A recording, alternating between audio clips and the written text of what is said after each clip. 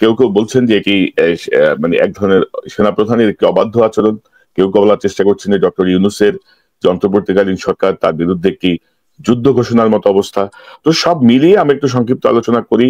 বিষয়টি ম্যাচিউর হলে হয়তো কাল পরশু আরো বিস্তারিত আলোচনায় যাব। আজকে জাস্ট এক ধরনের হাইলাইটেড আলোচনা। আমার সঙ্গে যোগ দিচ্ছেন বাংলাদেশ সেনাবাহিনীর অবসরপ্রাপ্ত কর্মকর্তা লেফটেন্যান্ট কর্নেল মুস্তাফিজুর রহমান। মুস্তাফিজ ভাই, আপনাকে স্বাগত জানাচ্ছি আজকের অনুষ্ঠানে।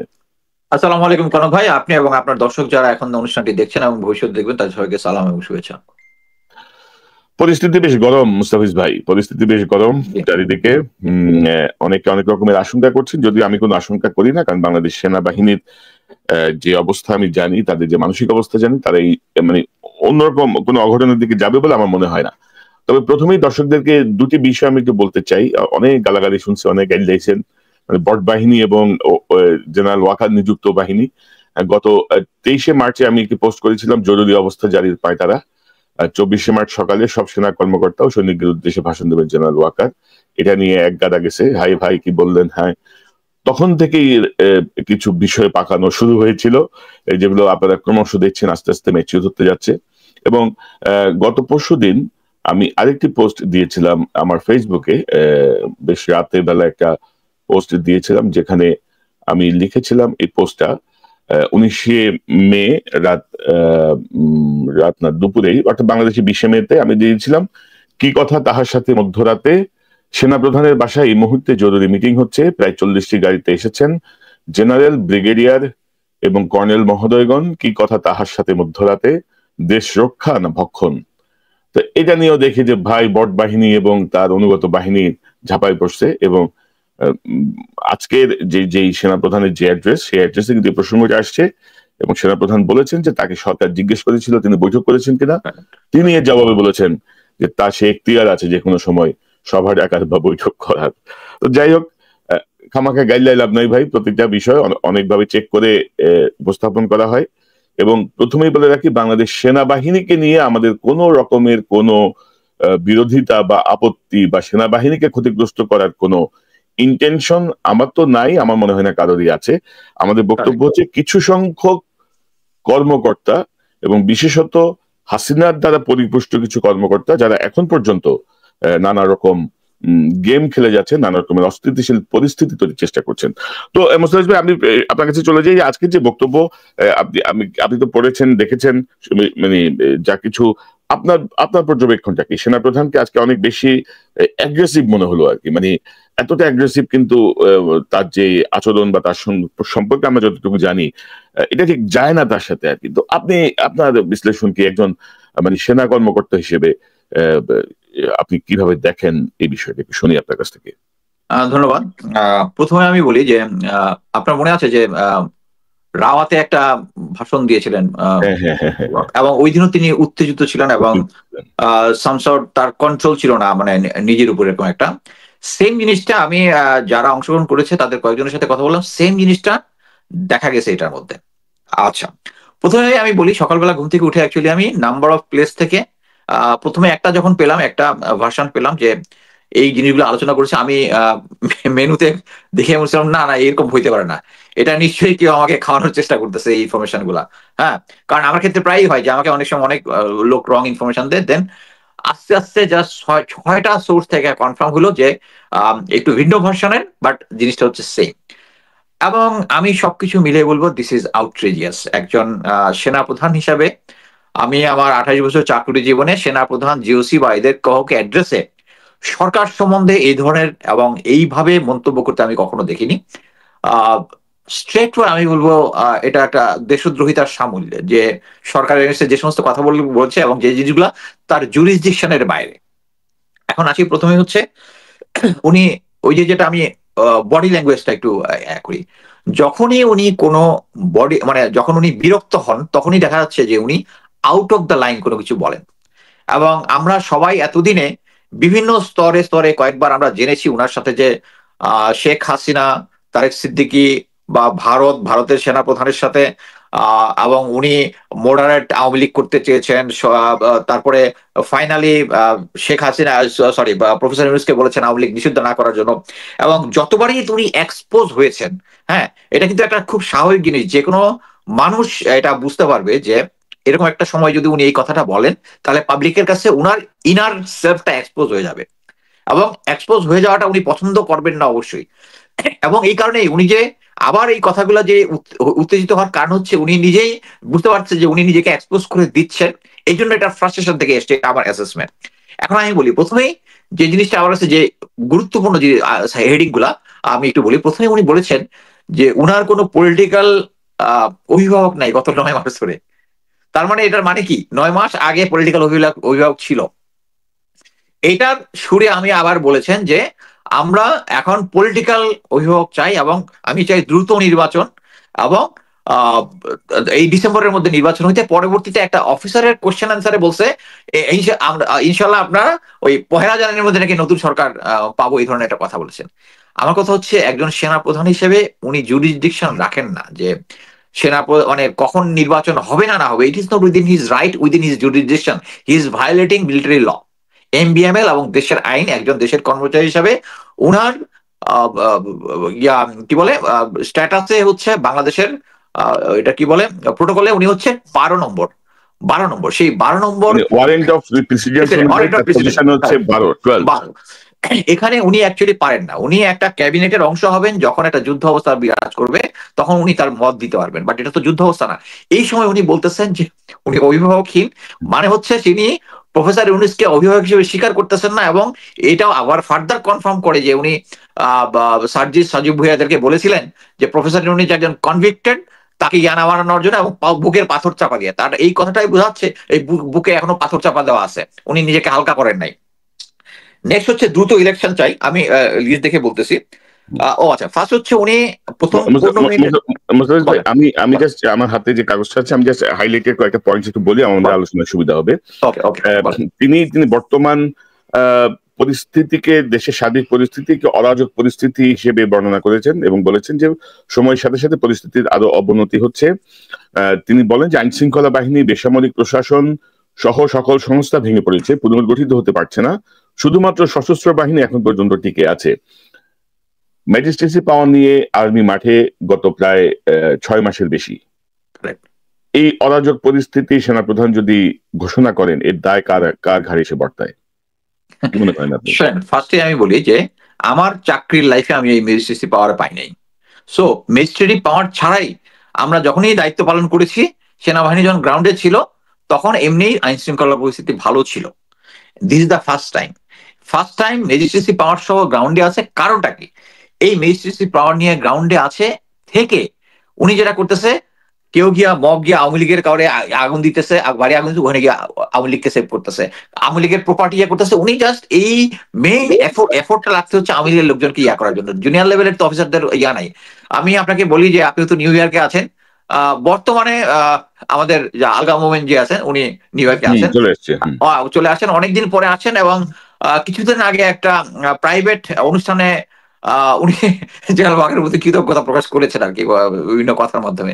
সো এটা তো আমাদের কাছে ক্লিয়ার ইজ নট, মানে অ্যাকচুয়ালি 626 এটা একটা ফিকটিশাস নাম্বার, মানে আমার মতে হচ্ছে জাস্ট ফিড ইন করছে ওই জায়গায়, বাট অন গ্রাউন্ডে এই সংখ্যাটা অনেক বেশি। এবং এই যে কিছু কিছু লোকজনকে, ইভেন আমাদের সেনাবাহিনীর লোক, বিজিবির লোক, তারা ওই বর্ডার পর্যন্ত পার করে দিয়ে আসছে, এয়ারপোর্টে যেতে সাহায্য করেছে। আমি আপনাকে ইয়াতে বলেছিলাম যে জিয়াউল আহসানকে যখন এয়ারপোর্টে পাঠানো হয়, it is ASU, army security unit, এবং ডিজিএফআই দুইজনে মিলে ওরা যখন পাঠাচ্ছে, এবং যারা অফিসার ওখানে আছেন ফ্রাস্ট্রেটেড হয়ে আছে, তাকে ছেড়ে দিচ্ছে, তখন আমাকে ফোন করে, আমি তখন লাইভ করি, এবং পাশাপাশি যখন তারা সমস্ত অ্যাক্টিভিটিস এটার উপর ইয়া করে এবং তাকে জায়গা দেন। এই জিয়াউল আহসান থেকে শুরু করে এখন পর্যন্ত যতগুলো আছে সবগুলো বিষয় জেনারেল ওয়াকার দায়ী। সো এখানে মানে হচ্ছে কি মোস্তাফিজ ভাই, আমরা যে বিষয়গুলো আসলে জানতে চাই, যে বিষয়গুলো, যেমন ধরেন তিনি আরেকটা পয়েন্টে বলছেন যে সেনাবাহিনী অক্লান্ত ভূমিকা রাখছে 5ই আগস্টের পর থেকে। হ্যাঁ, অবশ্যই চেষ্টা করছে, অবশ্যই, এবং এই ব্যাপারে তো কোনো দ্বিমত নাই। যখন পুলিশ ছিল না, যখন পুলিশ সব পালিয়ে গেছে, সেনাবাহিনী রোলটা প্লে করেছে। কিন্তু তারপরেও তিনি বলছেন এখানে দেখেন, অক্লান্ত ও নিঃস্বার্থ ভূমিকা সত্ত্বেও বিভিন্ন মহল হতে সেনাবাহিনী ও সেনাপ্রধানকে টার্গেট করা হচ্ছে। সেনাবাহিনীকে কেউ টার্গেট করছে না, আমি প্রথমেই বলেছি। এবং যে কথাগুলো আপনি বলছেন, আমরা জানতে চাই বারবার, এই যে 626 জন বা 27 জন যে নাম্বার, এই এখতিয়ার আপনাকে কে দিয়েছে? তাদেরকে নিরাপত্তা দিয়েছেন ভালো কথা, তাদেরকে ছেড়ে দেওয়ার অধিকার কে দিয়েছে, কে কাকে দিয়েছে? কারেক্ট। এইটাই আমি একটা জিনিস বলি, যখন 5ই আগস্টের পরে, আগস্টের মধ্যেই আমাকে অ্যাকচুয়ালি একটা সার্ভিং অফিসার, ক্যাপ্টেন, যে সাভার এলাকায় ছিল, সে আমাকে ফোন করে বললো যে স্যার, আমি জানি যে আওয়ামী লীগের এই নেতার পাশে অস্ত্র আছে, আমি যখন অপারেশন করছি আমার অস্ত্র দিয়ে যাচ্ছে না। সো এইটাই হচ্ছে আর কি, যে যেহেতু 9 ডিভির ডিউসি এবং ওখানকার কমান্ডার গুলো সবগুলো ছিল আওয়ামী, সো এরা কিন্তু গ্রাউন্ডে এখন ম্যাজিস্ট্রেসি পাওয়ার নিয়ে যদি যত যাই বলেন আইন কানুন সবকিছুতে আছে, কিন্তু এটা ইমপ্লিমেন্ট তো করতে হবে। সো ইমপ্লিমেন্ট করার জন্য উনি একদিকে বলতেছে আমরা ম্যাজিস্ট্রেসি পাওয়ার নিয়ে আসি, এবং আমি বলতে পারি যে আমি এখন পর্যন্ত বাংলাদেশে যত আইএস ডিউটি করেছি আমাদের কখনোই ম্যাজিস্ট্রেসি পাওয়ার ছিল না, এবং কখনোই আমরা ব্যর্থ হই নাই। এই প্রথমবার ব্যর্থ কেন? মানে হচ্ছে আপনি আপনি ধরেন আপনি ম্যাজিস্ট্রেসি পাওয়ার নিয়ে মাঠে আছেন, আপনি কোনো কাজ করছেন না, আবার আপনি দাবি করছেন যে পরিস্থিতি অরাজক পরিস্থিতি, আইন শৃঙ্খলা ভেঙে পড়েছে। আমি কেন বলতেছি যে জুনিয়র অফিসাররা উনি যদি এখন এই যে এখন যে মানে তার মাসল ফ্লেক্স করলো সরকারের সামনে যে শেষ অব্দি দায়িত্ব, বাট এইটা বলতে পারি যে জুনিয়র অফিসাররা এই যে আমি এতক্ষণ যেটা বললাম যে তাদেরকে অপারেশন করতে যাচ্ছেন, they know the exact thing. So উনি অ্যাকচুয়ালি সরকারকে ভয় দেখাচ্ছে এই কথাগুলো বলে, এবং ওখানে কোশ্চেন আনসার সেশনে যেগুলো সেট করেছে ওটা উনার সেট করা জিনিস, বাট অন গ্রাউন্ডে তার এই পাওয়ারটা নাই, কারণ আর্মি তার পিছনে নাই। এখানে উনি বারবার সেনাবাহিনী এবং সেনা প্রধানকে বলার চেষ্টা করতেছে যে আমরা সেনাবাহিনী এগেন্স্টে, আমরা কখনোই সেনা প্রধান এই সেনা প্রধানের এগেন্স্টে বলেছি, বিকজ অফ এই এতক্ষণ যে বললাম যে উনি আওয়ামী লীগকে পুনরুদ্ধার করতে চাচ্ছেন, নিষিদ্ধ করতে মানা করেছে। উনি তো সিরিজ, এটা তো না যে একটা বিচ্ছিন্ন ঘটনা বলার সুযোগ নেই, একটার পর একটা, একটার পর একটা, একটার পর একটা। এখানে আমরা শুধু বলতেছি সেনাবাহিনীর এগেন্স্টে আমরা কোনো কিছু করতেছি না।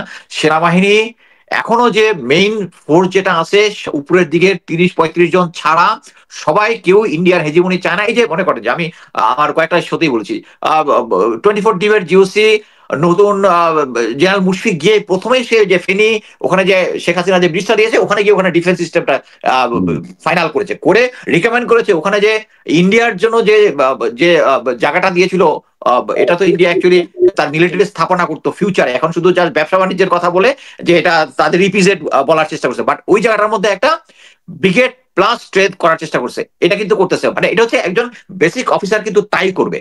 হ্যাঁ, বাংলাদেশ আর্মির অফিসাররা এইরকমই এবং দে আর ডেডিকেটেড, বাট ফিউ সিনিয়র যারা আছে, এবং দেখেন এত কিছু করার পরেও যে সমস্ত জেনারেল গুলাকে নিষেধাজ্ঞা দেওয়া হয়েছিল, যে যাদের উপরে পাসপোর্ট সিজ করা হয়েছিল, এদেরকে সবাইকে পালিয়ে যেতে দিচ্ছে, পালিয়ে যেতে দিচ্ছে। এরপরেও লোকজন কিছু বুদ্ধিজীবী আছে, এটা মানে কি বলবো, এদেরকে মানে অনলাইনে মুখ খারাপ করতে ইচ্ছা হয় কিন্তু করতে পারি না।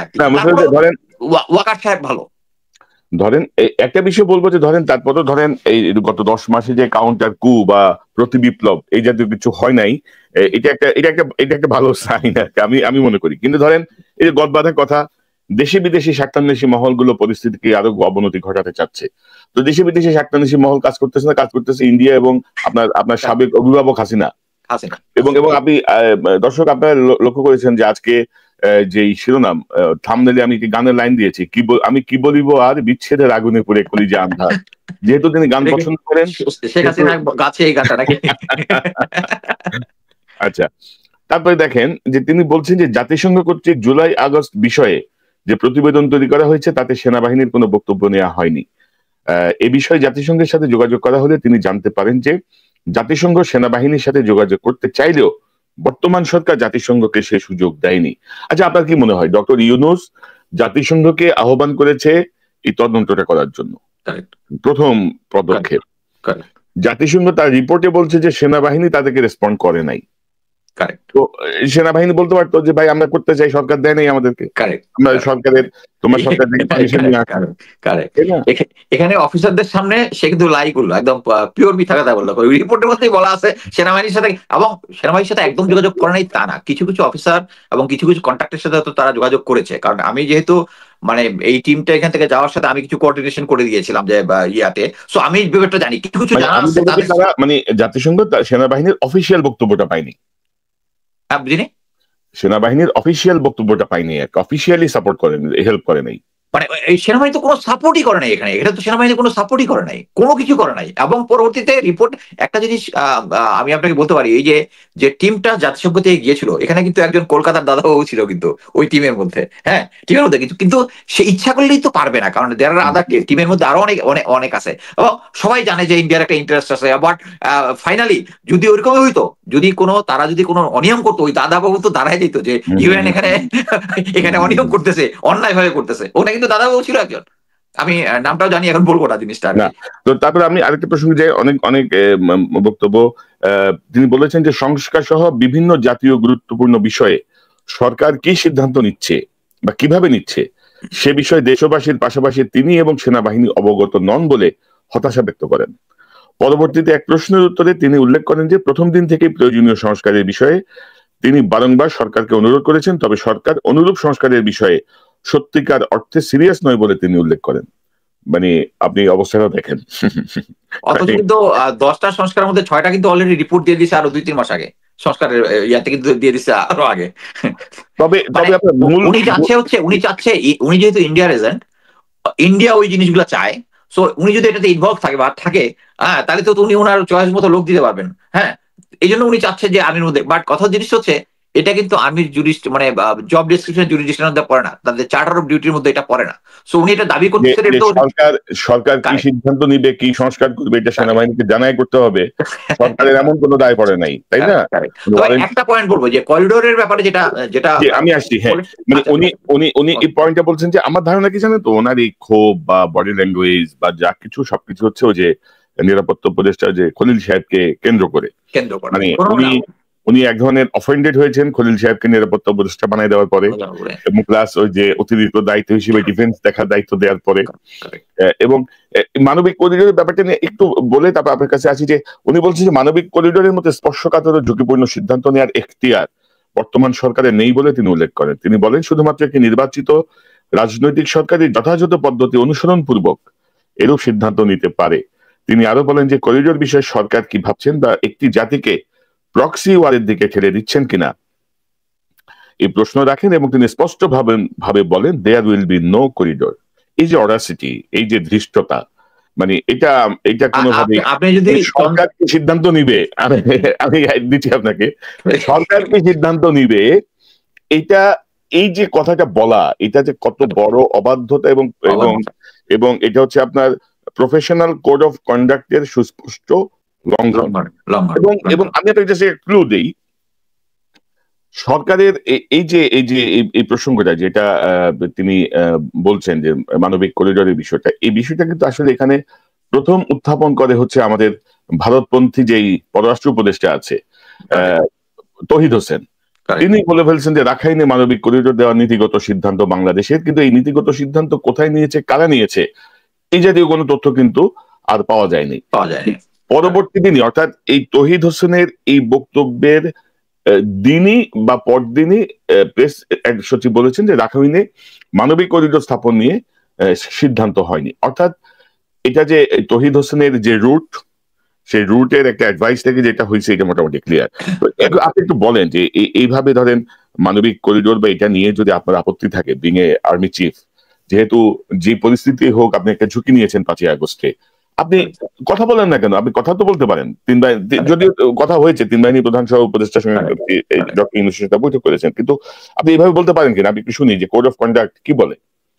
আচ্ছা, এখানে আমি একটা কথা বলি, সেটা হচ্ছে ওনার সাথে যে 3 বাহিনী সহ যে কনফারেন্সটা হয়েছিল, ওখানে কিন্তু এই মানবিক করিডোর নিয়ে কথা হয়েছে। ওখানে সেনাপ্রধান বলেছেন যে এই মানবিক করিডোর দেওয়াটা নিয়ে উচিত হচ্ছে আমাদের যারা স্টেক হোল্ডার তাদের সাথে একটা কনফারেন্স করা, করা। Where is his right? আমি মনে করি সরকারের এই করিডোর দেওয়ার ব্যাপারে আর্মির সাথে একটা আগে থেকে কথা বলে নেওয়া ঠিক আছে, decision will be taken by government. But কথা হচ্ছে এর পরবর্তীতে আমি যেটা শুনেছি, উনি বলেছে যে এটার বিষয়ে একটা স্টাডি আছে, লেফটেন্যান্ট জেনারেল শাহিন যে এনডিসির কমান্ডার, উনি একটা প্রেজেন্টেশন দিবেন, ওনারা শুনবেন। এটা দেওয়ার জন্য বোধহয় খলিলুর রহমান এবং প্রফেসর ইউসুফ করেছে কিনা আমি জানি না, বাট সরকারকে করবে এবং এটা নিয়ে একটা ডিসকাশন হবে। এবং উনি ওটার পক্ষে বিপক্ষে কিছুই বলেন নাই। এবং এইটার জেরে কিন্তু আজকে যে সন্ধ্যার দিকে খলিলুর রহমান কিন্তু একটা প্রেস ব্রিফিং এ বলেছেন যে সেনাবাহিনী এবং আমরা একই পেসে আছি। এবং উনি জাস্ট দরবারে গিয়ে উনি জাস্ট এটাকে উল্টায় দিলেন। মানে যে কথাগুলা বললেন এটা অ্যাকচুয়ালি উনার জুরিসডিকশনের মধ্যে পড়ে না। একটা হচ্ছে উনি করিডোর দিবে কি দিবে না এটা হচ্ছে সরকারের এখতিয়ার, ক্যাবিনেটের এখতিয়ার। উনি তো he is not a member of corridor.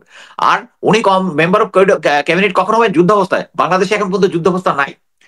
এই মানবিক করিডোরটা সম্বন্ধে আমি জাস্ট একটু বলি। ফার্স্ট হচ্ছে রাখাইনে ওখানে একটা ফেমিন হবে, এটা ইউএন এর একটা সংস্থা অ্যানালাইসিস করেছে। কিভাবে করেছে?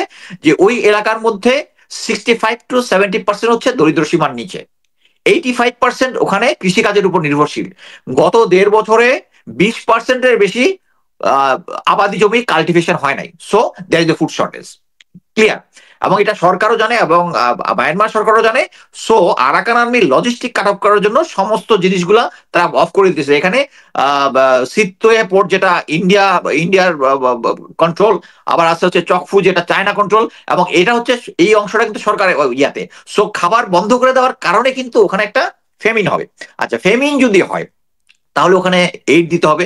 এইড দিতে হলে এই সবাই এখন বলে সমুদ্র পথে কেন না? সমুদ্র পথে তো তারা ব্লক করে রাখছে এই জন্য না। আর অন্যান্য জায়গাতে এই পোর্ট দুইটা ছাড়া যদি কোথাও করে, দেয়ার ইজ নো ইনফ্রাস্ট্রাকচার, এনে তো কোথাও ভিড়াইতে হবে, একটা পোর্ট তো থাকতে হবে। দ্যাটস ওয়াই কাম বাংলাদেশ। এখানে বাংলাদেশ আসছে হচ্ছে এইভাবে। আমি যেটা জেনেছি মানে সরকারের উচ্চ লেভেলে, সেটা হচ্ছে প্রফেসর ইউনূস অলরেডি চায়নার সাথে একটা ডিল করেছে যে এই করিডোরটা যদি দেয়, এবং এটা হচ্ছে আমরা কোনো ট্রুপস কমিট করবো না এবং আমাদের বর্ডার পর্যন্ত।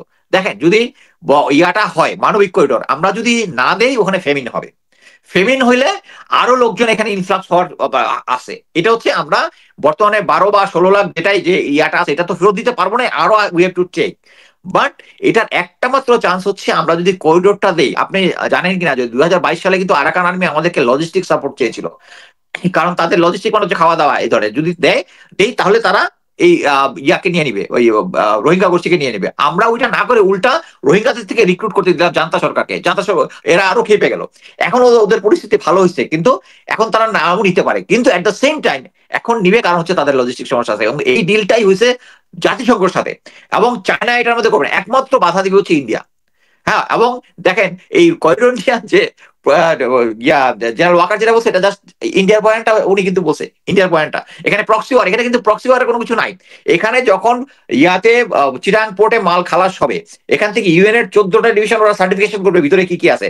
বাংলাদেশ একটা জিনিস অ্যাড করতে পারে যে আমি চাই এখান থেকে কোনো অস্ত্র যাবে না। সো আমরা চুক্তির মধ্যে লিখবো যে আমরা এটা ইন্সপেকশন করবো, তাহলে কিন্তু কুল্লু খালাস, তাহলে কিন্তু অস্ত্র যাওয়ার কোনো ইয়া থাকতেছে না। We are ensuring it. So আমরা ওখান থেকে 100 মাইলের মধ্যে আছে হচ্ছে গুমধুম বর্ডার দিয়ে একটা নতুন ব্রিজ হচ্ছে, ওই ব্রিজ দিয়ে আমরা ইয়াতে চলে যাবে। আমাদের কিন্তু কোনো ট্রুপস ইনভলভ হচ্ছে না, আমাদের কিন্তু মিলিটারি ইনভলভ হওয়ার দরকার আছে, কারণ আমাদের তো এখানে কোনো যুদ্ধ অবস্থা বিরাজ করতেছে না। সো এখান থেকে যখন এই জিনিসটা আরাকানে চলে যাবে, যেখানে একটা স্টোরেজ হবে, নর্মালি ইউএন এর সব জায়গায় যেখানে স্টোরেজ থাকে ওই একই সিকিউরিটি ওখানে শরণার্থীদের জন্য টেম্পোরারি অ্যাকোমোডেশন থাকে।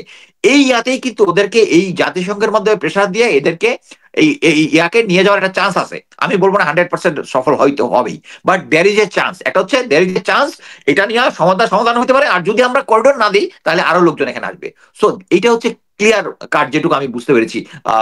ইভেন আমি ইউএন এর হেডকোয়ার্টারে কিছু কনসার্ন অফিসারের সাথে কথা বলছি। সো এখানে প্রক্সি ওয়ার আর ইয়ার কথাটা তো হচ্ছে জাস্ট ইন্ডিয়ার কথাবার্তা। প্রফেসর জাস্ট চোখ বন্ধ করে এটা বলে দিলেন, এটা মানে অ্যাকসেপ্টেড না, এটা হচ্ছে ইন্ডিয়ার বয়ানটা উনি। এই জন্যই এর সাথে যে অন্যান্য যে শত কিছু বলছে সেটা অ্যাকচুয়ালি ইন্ডিয়ার বয়ান, এবং উনি ভালোভাবেই জানে এইগুলো যখন আমি বলবো তখন I will be expose to the nation.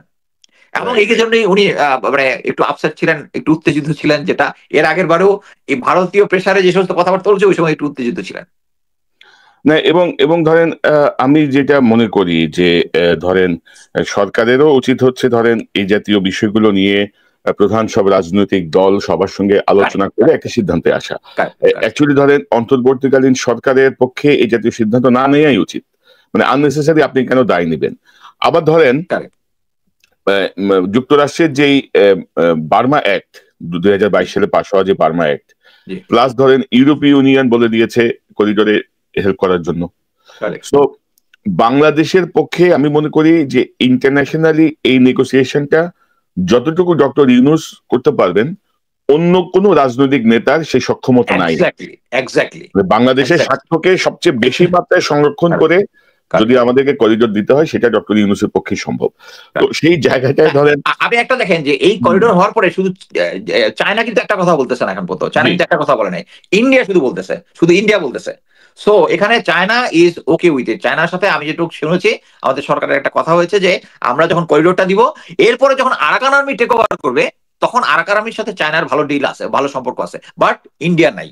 এইটা হচ্ছে ইন্ডিয়া নাই, চায়নার আছে। So China will not be affected. So এখানে আমাদের করিডোর না দিলে আমরা আমাদের পাশের দেশের মুসলিম ভাই গাজার জন্য সলিডারিটি করে আমরা ভাষায় দিতেছি, বাট আমাদের পাশের দেশের মধ্যে মুসলমানদের অত্যাচার হচ্ছে এটা নিয়ে আমরা জাস্ট আর রোহিঙ্গা নিব না, এতগুলো রোহিঙ্গা নিছে। এটা বুঝতে হবে যে আগে প্রতিটা রোহিঙ্গার জন্য আমাদেরকে জাতিসংঘ দিত $5,000 করে, এখন দেয় $500 করে, $500 করে দেয়। সো এটা ফিউচারে এটা আমাদের কাছে একটা বার্ডেন হবে। এবং এইটার জন্য আমি যদি মনে করি যে আমাদের যদি ভারতের সাথে সম্পর্ক খারাপের রিস্ক থাকে, চায়নার সাথে যদি রিস্ক থাকে, স্টিল আমাদের প্রেশার দেওয়া উচিত। কি জন্য আমাদেরকে চায়না বলতে হবে যে তাই নাহলে তুমি আমার এই রোহিঙ্গা নেওয়ার ব্যবস্থা করো, আমি এটার মধ্যে ইনভলভই হবো না। বাট কথা হচ্ছে এই সমস্যা মানে অতীতে এই ধরনের ক্রাইসিস সলভের জন্য মিলিটারি ফোর্স ডিপ্লয় হয়েছে, মিলিটারি ফোর্স ডিপ্লয় হওয়াটাই জরুরি। আমরা যদি এখানে, আমিও মনে করি, আমি ব্যক্তিগতভাবে মনে করি যে আমরা যদি এখন আরাকান আর্মি একটা উইনিং আর্মি, এই আর্মিকে যদি আমরা সাপোর্ট দিই, ফিউচারে আমাদের এই বর্ডারটা সিকিউর থাকবে। আমরা ধরে নিতে পারি এখন জান্তা সরকারের কোনো ফিউচারে গভর্নমেন্ট নাই, আমরা যদি আমেরিকার সাথে একটা ডিলে আসি, আমি জাস্ট একটা হাইপোথেটিক্যাল বললাম, এটা অনেকেই বিরোধিতা করবে, যে আমেরিকার সাথে একটা ডিলে আসি যে ওকে তুমি আমার এয়ার ডিফেন্স সিস্টেমটা চিটাঙে ঠিক করে দিবা, আমি এখানে হেল্প করবো, বাট আমার রোহিঙ্গার লোকজন নিয়ে যেতে হবে। That's all. বাট আমি মনে করি স্টিল আমাদের ট্রুপস ইনভলভ না করে আমরা যদি আমাদের বর্ডার পর্যন্ত দেই, তাহলে আমরা এটা অ্যাটলিস্ট একটা প্যাসেজ ওপেন হবে যেটা দিয়ে আমরা এই রোহিঙ্গা ইয়াটাকে আমরা সমাধান করতে পারবো। জি মুস্তাফিজ ভাই, এবং ধরেন যে আমার মনে হয় যে এই ব্যাপারে সরকারের সাথে সকল রাজনৈতিক দল মিলে সিদ্ধান্ত নেওয়া উচিত। অর্থাৎ এই জাতীয় থ্রেড দিয়ে লাভ হবে না আর কি।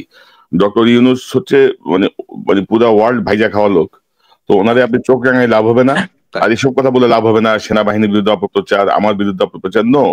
মানে আপনি আপনি ভাই আসমান থেকে ওহী নাযিল হয় না আপনার উপরে, আপনি ইয়েও না, আপনি প্রিস্ট লাইক কিছু না। আপনি ধরেন আপনারা এখন এত কথা বলছেন, তো 16 বছরে যে ইন্ডিয়াতে যে বন্দরটা দিয়ে দিল, আপনি বলতেছেন যে চট্টগ্রাম বন্দর এইভাবে দেওয়া যাবে না, তো তখন আপনারা কোথায় ছিলেন ভাই? তখন তো আপনাদের ইউনিফর্ম ছিল, তখন তো আপনাদের এইসব ইয়ে ছিল। একবার বলছেন কেউ দেশের ভিতরে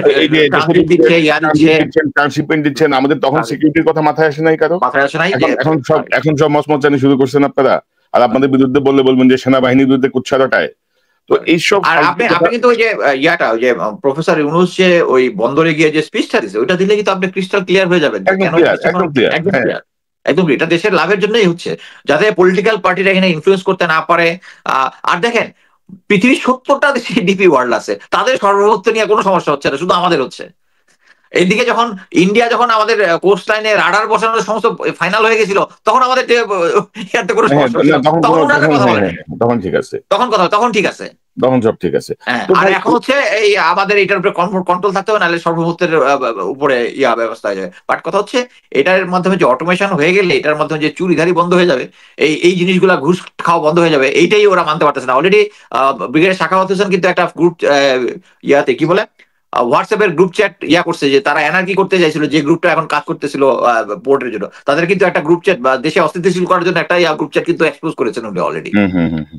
না, এবং ধরেন যে মানে আমি আমার যেটা মনে হয় আর কি, যে এই জাতীয় বিষয়গুলো আসলে এইভাবে বলে, এইভাবে মুখোমুখি অবস্থান নিয়ে আমার মনে হয় না যে ডক্টর ইউনূসকে আপনি মানে বশ করতে পারবেন। আর আপনি যেটি বলছিলেন যে আমাদের পোর্ট হচ্ছে লস, আমাদের বিমান হচ্ছে লস, আমাদের এয়ারপোর্ট হচ্ছে লস, তো আপনি বিমানটাকে ভাই এমিরেটসের সঙ্গে একটা জয়েন্ট ভেঞ্চারে আসেন না। বাংলাদেশ বিমান পাওয়ার্ড বাই এমিরেটস, মানে পুরো পৃথিবীর 188টা দেশে বিমানের সার্ভিস চালু হয়ে যাবে। আমরা বছরে যা লস দিচ্ছি তার 100 গুণ বেশি আমাদের ইনকাম হবে। পৃথিবীর সকল রাষ্ট্র এটা করতেছে রে ভাই, এটা সার্বভৌমত্বের কিছু না, এটা বিজনেস। আর যেখানে সার্বভৌমত্ব বিপন্ন হচ্ছে ওইখানে আপনি স্যালিউট দিয়া খুশি, আর যেখানে আচ্ছা যাই হোক, আরেক তিনি বলছেন যে গার্মেন্টস ফ্যাক্টরি বন্ধ হয়ে যাচ্ছে একের পর এক, এই বিষয়ে সরকারের কোনো ভ্রুক্ষেপ নাই। আচ্ছা, তারপরে ওই প্রসঙ্গটা আসে যে 20 মে 2025 রাতে অনুষ্ঠিত সভায় এর পূর্ব রাতে সেনাভবনে কোনো গোপন সভা হয়েছিল কিনা এই বিষয়ে তিনি সরকার কর্তৃক জিজ্ঞাসিত হন বলে সেনাপ্রধান উল্লেখ করেন। এ প্রেক্ষিতে তিনি বলেন যে সেনাপ্রধান যে কোনো সময় অর্পিত দায়িত্বের খাতিরে সভা আয়োজন করতে পারেন এবং সেনাপ্রধানকে যে সাংবিধানিক অধিকার দেয়া আছে তাতে করে তার কোনো ষড়যন্ত্রমূলক সভা করার প্রয়োজনীয়তা নেই। যে কোনো সময় সভা আহ্বান করতে পারে সেনাপ্রধান? না, অবশ্যই সেনাপ্রধান যে কোনো সময় করতে পারে, বাট কথা হচ্ছে এই বর্তমান পরিস্থিতিতে যখন উনি আওয়ামী লীগের নিষিদ্ধ চান না, মডারেট আওয়ামী লীগ চান, অলরেডি বিভিন্ন জায়গাতে ইয়ে হচ্ছে, সরকার তো তাকে জিজ্ঞেস করবেই। কারণ এখন পর্যন্ত তার যে জেনারেল গুলা যারা আছে গুমখুনের সাথে, এদেরকে কারো সারেন্ডার করে নাই, কিছু লোককে বিদেশে পালা যেতে সাহায্য করছে। সো এই সিচুয়েশনে সরকার তাকে জিজ্ঞেস করবে, এটা খুবই স্বাভাবিক। উনি অ্যাকচুয়ালি এই জিনিসটা বলে অফিসারদের একটু দলে টানার চেষ্টা করছে যে আমি তোমাদের লিডার, আমাকে ডাউট করতেছে সরকার এগেছে খেপায় দেওয়ার চেষ্টা করতেছে, আর কোনো কিছু না। আসলে দেখেন যে মানে বিষয়টা হচ্ছে যে ধরেন গত 1-1.5 মাস ধরে যে একটা টেনশন চলতেছে, বা গত 15 দিনে যে টেনশনের মাত্রাটা বেশি, এটা মোটামুটি অফ দ্য রেকর্ড, মানে সোশ্যাল মিডিয়া বা কানাঘুষা সবার কাছে স্পষ্ট, মানে সাধারণ মানুষ থেকে শুরু করে বুদ্ধিজীবী বাংলাদেশের। তো এরকম একটা সময়ে রাতের বেলায় আপনার যেখানে ধরেন ক্যান্টনমেন্টের অফিস শুরু হয় সকাল 7:30টায় না, সেখানে রাতের সকালে পিটি শুরু হয় আরো আগে, 6টা আরো আগে পিটি শেষ হয় 1 ঘন্টা, তারপর আবার 1 ঘন্টা ব্রেক হয়, তারপর সেকেন্ড পিরিয়ড। আমার মনে হয় যে এরকম একটা রুল আছে না যে 8টা 8:30টার মধ্যে লাইট অফ হয়ে যাবে, সবাই ঘুমাইতে চলে যাবে, কারণ ভোরবেলা উঠতে হবে। তো এরকম একটা কি যেন একটা বিধান এগুলো অ্যাকচুয়ালি ট্রেনিং একাডেমিতে, যেগুলোতে ট্রেনিং একাডেমিতে ওগুলাতে কিন্তু ধরেন রাতের এরকম একটা সেনসিটিভ মোমেন্টে আপনি যদি রাত 10:30টা থেকে 12:30টা পর্যন্ত বৈঠক করেন, তো আমরা এটা তো নিউজ আইটেম রে ভাই, পত্রিকা করবে না সাহসের অভাবে, আমরা তো করতে পারি। তো যাই হোক, তিনি বলছেন যে বাংলাদেশ সেনাবাহিনী দেশ ও জনগণের কোন রকম ক্ষতি হয় এমন কোনো কাজ করবে না, এবং কাউকে এমন কোনো কাজ করতে দেবে না। ভালো, কিন্তু আমরাও ধরেন আপনি ভারতের পক্ষে বা হাসিনার পক্ষে করবেন, একদম ক্লিয়ার বাংলা কথা, আপনিও দিবেন না, আমরা ওইটা হইতে দিব না ইনশাল্লাহ। উনি অ্যাকচুয়ালি মানে সরকার, মানে উনি এটা ক্লিয়ার। আমি কনক ভাই 28 বছর চাকরি করছি, এখনো বহুত অফিসার আছে যাদের সিওটিও ছিলাম, আন্ডারে ছিল, ইয়ে আছে। আমি আপনাকে গ্যারান্টি দিতে পারি যে উনি যদি ক্ষমতা ব্যবহার করার একটা চেষ্টা করে, ইট উইল ফেল। এবং দেখেন অনেকগুলা আওয়ামী লেসপেন্সার ইউটিউব চ্যানেল টাইপ এরা বলার চেষ্টা করতেছে যে জেনারেল ওয়াকারকে নাকি মেরে ফেলার একটা প্ল্যান হচ্ছে, এগুলো সব বুলশিট। জাস্ট খালি ওনাকে একটু টেনশনে রাখা যে আমি তাড়াতাড়ি, আমি তো নিজে হবো, আমি যাতে ক্ষমতা নিয়ে যাই। আরেকটা জিনিস উনি যেটা বলেছেন সেটা হচ্ছে, এর আগের স্পিচ করে বলেছিলেন যে ইউটিউব সোশ্যাল মিডিয়াতে তার সিকিউরিটি উনি কেয়ার করেন না, বাট এই ইয়াটাতে উনি বলেছেন উনি কেয়ার করেন, এবং এটা নিয়ে লোকজন মানে বেশ উনি খুব বিরক্তির সাথে কথাবার্তা বলেছেন। এবং এর সাথে আপনাকে দেখাইলাম যে 8 ঘন্টা আগে বাংলাদেশ আর্মির ওয়েবসাইটে প্রকাশ হয়েছে কারাগার, ওখানের মধ্যে আমারও একটা থাম্বনেইল আছে। সেটা হচ্ছে কি, আমি তো জাস্ট আগে আমার ফেসবুকে লাইভ করতাম এবং এটাকে কপি করে লোকজন যাইতো। আমার তো ফেসবুক আগে 2টা তো ডিসেবল করে দিয়েছে গোয়েন্দা সংস্থা, এখন ইউটিউবে করে ওইটা আবার লোকজন কপি করে বিভিন্ন হেডিং দিয়ে করে। তো ওরকম একটা দিয়ে দেখলাম যে ফেক, মানে ছড়াচ্ছে আর কি। আমার কথা হচ্ছে, উনি যদি এটা নিয়ে ভয়ই না পান, তাহলে আমি তো প্রতিটা লাইভ এবং নিচে যে সমস্ত কমেন্ট হয়, মোট কথা হচ্ছে আমি একটা ভুল বললে একজন সেন্সেবল মানুষ কি বলবে যে আপনি এটা ভুল আছে, বা সে যদি মনে করে যে আমি এটা কন্ট্রিবিউট করতে চাই, উনি একটা ভুল তথ্য দিচ্ছেন জনকে। বাট কথা হচ্ছে সরাসরি গালি, মানে ভারতীয় এয়ার এজেন্ট কেউ মানে ভারতীয় এজেন্ট বানাচ্ছে, এতেই বোঝা যাচ্ছে যে একজন সেন্সেবল লোক তো এরকম কমেন্ট করবে না। সো এগুলো সব পেইড কমেন্ট। না ধরেন আপনার এক্সপেরিয়েন্স আছে, ধরেন মোস্তাফিজ ভাই, ধরেন আমি আমার এক কথা আমার সাংবাদিকতা বয়স হচ্ছে প্রায় 30 বছর, বাংলাদেশে 19 বছর, 9 বছর পত্রিকায়, জাতীয় সংবাদপত্রে, 10 বছর জাতীয় টেলিভিশনে, এবং বাকি সময়টা আমার এই ইউটিউব প্ল্যাটফর্ম ইউজ করা। এবং প্রতিটা সংবাদ মানে ইউটিউবে দেই আর ফেসবুকে দেই, মিনিমাম 4 বার চেক করি আমি যে মানে বিষয়টা ঠিক আছে কিনা, কারেক্ট কিনা। তো সেখানে ধরেন আপনি যদি চেক না করতেন আপনি তো এতদিন টিকেই থাকতে পারতেন না। অনেক চ্যানেল দেখতেছে আরো তো টিকে নাই, তো অনেকে যারা এক্সপোজ হয়েছে তারা তো টিকে নাই, এখন তাদের কথা আর কেউ শুনে না। সো ধরেন চোখ রাঙাই লাভ নেই, এবং দর্শকদেরকে বলবো যে ভাই আমার কিছু লোক দরকার, আমাদের কিছু সুদীপ বন্ধু দরকার যারা গালাগালি এক্সপার্ট, যে গালাগালি করবে দয়া করে একটু কাউন্টার গালাগালি করেন, বিরক্ত হয়ে। এবং যে গালাগালি না, এখানে না ভাই, এখানে ব্যাপার এটা বন্ধ হবে কিভাবে জানেন, ধরেন যে গালাগালি লিখতেছে তাকে না, যে সে যার পক্ষে গালাগালিটা দিচ্ছে তার গালি লিখতে হবে, তাহলে বন্ধ হয়ে যাবে। একটা ইম্পর্টেন্ট জিনিস বলি নাই, সেটা উনি আরেকটা জিনিস বলছে, annoyed on NSA Khalil, National Security Advisor. Khalil are from other country and run country from short period and go back.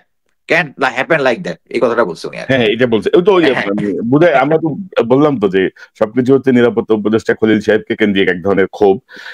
তারপর প্রচার করার চেষ্টা করছে উনি আমেরিকান পাসপোর্ট আছে ওনার, অ্যাকচুয়ালি ওনার আমেরিকান পাসপোর্ট না, উনি গ্রিন কার্ড হোল্ডার। হ্যাঁ গ্রিন কার্ড হোল্ডার, এটাই আর কি। তো তিনি বলছেন যে গত 9 মাস ধরে সেনাপ্রধান হিসেবে অভিভাবকহীন হয়ে রয়েছেন। এটাই তো, অভিভাবক তো চলে গেছে, তো অভিভাবক ওই পারে যে বসে আছে, তার মানে হচ্ছে এই জন্যই এই গানটা জাস্টিফাইড, আমি কি বলি ও আর বিচ্ছেদের আগুনে পড়ে কলিজা আন্ধার, অভিভাবকের বিচ্ছেদ। তো যাই হোক, আমি যেটাই বলি যে উনি যে সমস্ত বডি ল্যাঙ্গুয়েজ শো করেছেন, সরকারের বিভিন্ন জিনিস যেভাবে সমালোচনা করেছেন, একজন সেনাপ্রধান এটা করতে পারেন না। উনি যেটা চেষ্টা করেছেন, মিলিটারি অফিসার যারা আছে তাদেরকে একটু খেপায় দেওয়ার চেষ্টা করছেন। কয়েকজন আবার প্রশ্ন করেছে যে ওই যে সমস্ত মানে যারা চাকরিচ্যুত অফিসার যারা, এদেরকে একটা ইয়া নেওয়ার চেষ্টা করছে। আপনি একটা জিনিস দেখছেন না, প্রেস ক্লাবে যে একটা ইয়া হয়েছে, এটা কিন্তু এটা প্রচার করার চেষ্টা করছে এটা হাসিন নাসির স্যারের, ব্রিগেডিয়ার হাসান নাসির, হাসান নাসির স্যারের সাথে কিন্তু এটা কিন্তু গোয়েন্দা সংস্থার খেলা, জাস্ট একটা অস্থিতির পরিস্থিতি সৃষ্টি করা। যেভাবে এই যে মনে করেন এই যে গালি পার্টি, এই গালি পার্টি কেমনে আমার ফেসবুক অ্যাকাউন্ট দুইটা কেমনে একটার পর একটা ইয়া হয়ে গেলো, এটা গোয়েন্দা সংস্থা। আমার থার্ড অ্যাকাউন্ট যেটা এখন যেটা চালাচ্ছি, এটা খোলার 20 মিনিটের মধ্যে আমার এটা ডিসেবল করে দিছে। আমি পরে আবার তখন বলতেছে কমিউনিটি স্ট্যান্ডার্ড আমি ইয়া করি নাই, মানে 20 মিনিটের মধ্যে, মানে বুঝতে পারছেন আমি কতটুকু তাদের রাডারে। সো এই গোয়েন্দা সংস্থা তাহলে আর কি চেঞ্জ হইলো? আমরা মানে কখন দেশটাকে স্বাধীন করব আর কখন ইয়া করব? এবং জেনারেল ওয়াকার এখনো, মানে অ্যাকচুয়ালি আমার একটা ধারণা ছিল মাঝখানে যে ডিজিএফআই এবং এনএসআই এর কন্ট্রোল বোধহয় খলিল সাহেব নিয়ে নিছেন, বাট নিতে পারেন নাই, মানে আই কনফার্ম নিতে পারেন নাই। এবং এবং ওয়াকারুজ্জামান সাহেব বলছেন যে তিনি একটি চাতক পাখির মতো একটি নির্বাচিত রাজনৈতিক সরকারের জন্য রাজনৈতিক নেতাদের দিকে তাকিয়ে আছেন, তিনি অভিভাবকহীন। তো আমার মনে হয় যে এই যে ক্লেমটা উনি করলেন প্রজাতন্ত্রের কর্মচারী হিসেবে, প্রজাতন্ত্রের তো কোনো কর্মকর্তা নাই কিন্তু আমাদের সংবিধান অনুযায়ী, প্রজাতন্ত্র সব কর্মচারী, প্রজাতন্ত্রের কর্মচারী হিসেবে, সরকারের ট্যাক্সের টাকায় বেতনভোগী কর্মচারী হিসেবে তিনি, এটা তো সরাসরি সরকারকে অস্বীকার করা, তার নিয়োগ কর্তাকে অস্বীকার করা, তাকে অস্বীকার করে। এরপরে আমি জানি না যে সরকার কি সিদ্ধান্ত নেবেন। সরকার এসব চোখ রাঙানি ভয় পাওয়ার কোনো কারণ নাই, ডক্টর কোনো কারণ নাই, কোনো কারণ নাই, আর্মি ওনার পিছনে নাই, জেনারেল ওয়াকারের পিছনে। তবে আমার একটা জিনিস মনে হয় কি জানেন, যে আমরা তো বারবার বলছি না যে ডক্টর ইউনূস আপনার অ্যাসোসিয়েট যারা আছে, যাদেরকে আপনি বসাচ্ছেন, এই অপদার্থ গোষ্ঠীতে বিদায় করেন, না হলে কিন্তু বিপদে আপনি পড়বেন। এরা কিন্তু কেউ বিপদে পড়বে না, বদনাম হবে আপনার। ঠিক তেমনি জেনারেল ওয়াকারকে কিন্তু আমি অনেকবার বলছি যে ভাই 30-35 জনের সরান, আপনার আশপাশে ক্লিন করেন। আপনি যেভাবেই হোক, যে কারণেই হোক, 5ই আগস্টের ভূমিকায় আপনি প্রশংসিত হয়েছেন, সেই প্রশংসাকে তারা রুইন করে ফেলবে। আমি বারবার বলছি, বুঝে নাই কিন্তু আমাদের কথা, বাংলায় বলছে, চাইলে ইংরেজিতে বলতে পারি, চাইলে হিন্দিতেও ট্রান্সলেট করে দিতে পারি, হিন্দিতে বললে একটু বেশি ভালো বুঝতে পারে, দেখতে পারে। তিনি বলছেন যে যথাসম্ভব একটি গ্রহণযোগ্য নির্বাচনের যথাশীঘ্র সম্ভব একটি গ্রহণযোগ্য নির্বাচনের মাধ্যমে রাজনৈতিক সরকারের কাছে ক্ষমতা হস্তান্তরের প্রয়োজনীয়তা রয়েছে বলে তিনি উল্লেখ করেন। অনুষ্ঠানের পরের অংশে এক অফিসারের প্রশ্নের উত্তরে বলেন, an elected government will take over on 01 January 2026. Correct. সরকার বলছে জুনের মধ্যে নির্বাচন, উনি বলছেন যে জানুয়ারির 1 তারিখের মধ্যে নতুন গভর্নমেন্ট দেখবেন, উনি নতুন গভর্নমেন্ট দেখবেন। How dare he is, just how dare he is. মানে আমি তো বুঝলাম না কিছু, এটা আমি বলতে পারি উনি ইউনিফর্ম পরে? উনি পারে না। আমার মনে হয় যে অ্যাকচুয়ালি এই গভর্নমেন্ট কর্মচারী, তাই না? উনি রাষ্ট্রের চুক্তিভিত্তিক কর্মচারী। এই গভর্নমেন্ট তাকে এতদিন কেন সহ্য করতেছে, এটা আমার মানে মাথায় ধরে না। আমি কনফার্ম যে প্রফেসর ইউনূস যদি একটা স্টেটমেন্ট দিয়ে তাকে চাকরিচ্যুত করে, হ্যাঁ, ইভেন যেটা নিয়ম অনুযায়ী যেটা আছে, প্রফেসর ইউনূস তাকে চাকরিচ্যুত করবে, কইরা ওই প্রেসে পাঠায় দিবে। ইয়াটা হচ্ছে ওনার অ্যাডভাইস অনুযায়ী চুপ করে সাইন করার কথা, না করলেও কোনো সমস্যা নাই, হিজ স্যাক্ট সিম্পলি। আপনার মনে আছে না জেনারেল নাসিমের কি অবস্থা হয়েছিল? জেনারেল নাসিম কিন্তু অফিসে বসে বসে ইয়া করতেছিল, মানে সেনাপ্রধানের ইয়া করতেছিল, মানে কিন্তু শেষ পর্যন্ত কিন্তু he has to step down. মানে একটা জিনিস বুঝতে হবে যে মিলিটারি তার রুল ফলো করে। সো আমরা যখন শপথ নেই মিলিটারিতে, তখন আমরা বলি হচ্ছে যে নির্বাচিত সরকার যেটা আসবে, গভর্নমেন্ট যেটা আসবে, সেই গভর্নমেন্টের সাপোর্ট আমরা করবো। সো এটা বিপ্লবী সরকারের সমর্থন পুষ্ট এবং আদালতের সমর্থন পুষ্ট একটা সরকার। সো এই সরকারকে আমি সাপোর্ট করব। এখন এই সরকার যদি জেনারেল ওয়াকারকে স্টেপ ডাউন করে দেয়, বাট আমি পার্সোনালি মনে করি হি শুড বি অ্যারেস্টেড। যে ভুলটা উনি 5ই আগস্ট করেছে, উনার উচিত ছিল হচ্ছে শেখ হাসিনাকে অ্যারেস্ট করা। উনি যদি ওখানে অ্যারেস্ট করে বলতেন যে আই হ্যাভ সিকিউরড হিম, যাতে পাবলিক তাকে ক্ষতি করতে না পারে, ওনার কিন্তু করা উচিত ছিল, অ্যারেস্ট করা উচিত ছিল। এটা না করে উনি ফ্রি এক্সিট দিয়ে দিয়েছেন। আমি আপনাকে গ্যারান্টি দিয়ে বলতে পারি, উনি যে একবার বলছিলেন যে শেখ হাসিনা কখন গেছে উনি জানে না, হেলিকপ্টার উঠার আগে লাস্ট কল ওনার সাথে কথা হয়েছে 3টার দিকে। ওনার ফোনে কথা হয়েছে। না এখন ওইটাই যে ধরেন এরকম একটা ফ্যাসিস্ট সরকার এরকম এরকম মানে গণহত্যার পরে যে বিদায় নিল, ওনাকে কে অথরিটি দিচ্ছে হাসিনাকে সেফ এক্সিট দেওয়ার? হু গিভ হিম দিস অথরিটি? তাকে কে অথরিটি দিচ্ছে এই যে আওয়ামী লীগের এই যে চোর বদমাইশ মন্ত্রীগুলাকে সেফ এক্সিট দেওয়ার? ওনাকে কে অথরিটি দিচ্ছে যে অভিযুক্ত গুম হত্যার সঙ্গে অভিযুক্ত সবাইকে বিদেশে পাঠিয়ে দেওয়ার? কে অথরিটি দিচ্ছে? মানে ডক্টর ইউনূসের দোষ আছে ভাই, উনি তো কোনো কিছু দেখতেছে না, উনি আছে উনি সুপারফিশিয়ালি ঘুরে বেড়াচ্ছে, হাওয়ায় ভাসতেছে, কি আমি জানি না কি করতেছে। না, ইউ আর অ্যাবসলিউটলি রাইট যে উনি ইনিশিয়াল স্টেজে যে সমস্ত উপদেষ্টা নিয়োগ দিচ্ছে দ্যাট ওয়াজ রং ডিসিশন। এবং আমি বলবো ছাত্রদেরও দোষ আছে। ছাত্ররা actually they are deceive by colonel Hamid and general Hamid, ওই যে ডিজিএফআই আর জেনারেল ওয়াকার, এদেরকে ডিসিভ করছে, একদম ডিসিভ করে একদম। এখন এরাকে জেনারেল ওয়াকারের বিষয় আছে, কারণ জেনারেল ওয়াকার তাদেরকে গাছে তুলে মই কেড়ে নিছে একদম। তিনি বলছেন যে সংস্কার কার্যক্রম সিদ্ধান্ত সমূহে সেনাবাহিনীর যথাযথ প্রতিনিধিত্ব থাকা অবশ্য প্রয়োজন বলে একজন অফিসার মত প্রকাশ করেন। তবে এই ব্যাপারে সেনাপ্রধান কিছু বলে নাই। হ্যাঁ, থাকতে পারে সেনাপ্রধান বা সেনাবাহিনীর ঊর্ধ্বতন কাউকে সংস্কার প্রক্রিয়ায় থাকতে পারে, একটা মতামত দিতে পারে। আমার কথা হচ্ছে উনি কি যেটা মনে করেন, উনি তো যখন এগুলা সংস্কার ইয়া হয় উনি গিয়া কিন্তু বলতে পারতেন যে ঠিক আছে আমাদের মিলিটারি একজন প্রতিনিধি রাখো, বলতে পারতেন। বাট এটা না বলে অফিসারদের কাছে বিচার দিচ্ছে আমাদের নাই। এটার মূল কারণ হচ্ছে না, এটা অবশ্য না, এটা যে কাগজ সেখানে একজন অফিসার এটা মতামত দিচ্ছে, ওই ব্যাপারে সেনাপ্রধান কিছু বলে নাই। না না, বাট কথা হচ্ছে এটা মানে আপনি জানেনও না যে তাকে সেট করে রাখছে এই ধরনের কোশ্চেন করার জন্য, যাতে পাবলিক খেপে যে আর্মির কোন। সেনাপ্রধান তো বলেছেন যে সংস্কার বিষয়ে সরকার কি সিদ্ধান্ত নিচ্ছে সেটা তিনি বা সেনাবাহিনী অবগত নন, এটা তিনি বলেছেন। তার মানে তার অবগত হওয়ার ইচ্ছা আছে। তো আমি যেটা বলছিলাম যে ধরেন এটা একটা সেনসিটিভ, এখানে সমস্যা তো একটাই, অবগত হওয়ার ইচ্ছা আছে। উনাকে অবগত করলে তো সাথে সাথে আবার এটা ইন্ডিয়া অবগত হয়ে যাবে, এটাই তো রিস্টার হয়ে গেল। এবং আরেকটা বিষয় আপনি দেখেন যে আচ্ছা, আপনি কি একটা শুনছেন যে মায়ানমারের যে ডিফেন্স অ্যাটাশে আছে তাকে যে কল করা হয়েছে, এটা জানেন তো? এটা জানি, এটা শুনছি আমি। হ্যাঁ, he pass sensitive information to India and Myanmar and it is proven. মানে আমাদের ইউনূস সাহেবের কাছে খবর একটু স্লো যাচ্ছে, ওনারা আরো স্লো পদক্ষেপ নিচ্ছে। মানে আমার ধারণা হচ্ছে যে গোয়েন্দা সংস্থাগুলো বিশেষ করে ডিজিএফআই, এনএসআই ইউনূস সাহেবকে কন্টিনিউ রিপোর্ট করার কথা, সেই রিপোর্ট গুলো তারা পাচ্ছেন না। কারণ হচ্ছে সেনাবাহিনী প্রধানের বাসায় গভীর রাতে বৈঠক হচ্ছে। এটা আমার ফেসবুক পোস্ট দেখে তাকে জিজ্ঞেস করার কিছু নাই, এটা বৈঠক শুরু হওয়ার আগেই ডিজিএফআই নোটিফাই করার কথা এই ডক্টর ইউনূসকে যে সেনাপ্রধান তার বাসায় এইভাবে ডাকছে অফিসারদেরকে, তাই না? শুধু তাই না, মনে করেন এরকম একটা কনফারেন্স যদি চলতে থাকে, যদি সে সাসপেক্ট করে, মানে DG can always go to চিফের বাসায় গিয়া ওখানে গিয়ে বসতে পারে, তাদেরকে মানা করবে না। And he should have reported this to professor Yunus. মানে যেভাবে যে স্মুথলি যে নিয়মের মধ্য দিয়ে চলার কথা সেই নিয়মের মধ্য দিয়ে চলছে না, বাট তারা নিয়ম করে গলা ফাটাচ্ছে। তো আরেকটা গুরুত্বপূর্ণ বিষয় যেটা আমি মনে করি যে একটু উত্থাপন করা দরকার, এখানে একটা আলোচনা এসছে যে সহযোদ্ধা প্ল্যাটফর্ম, যেটা সৈনিকদের প্ল্যাটফর্ম, মানে অবসরপ্রাপ্ত সৈনিকদের প্ল্যাটফর্ম। একজন অফিসার বলেন যে সেনা সদস্যদের অপরাধ সমূহ আইএসপিআর এর মাধ্যমে জাতিকে জানানোর প্রস্তাব করেন।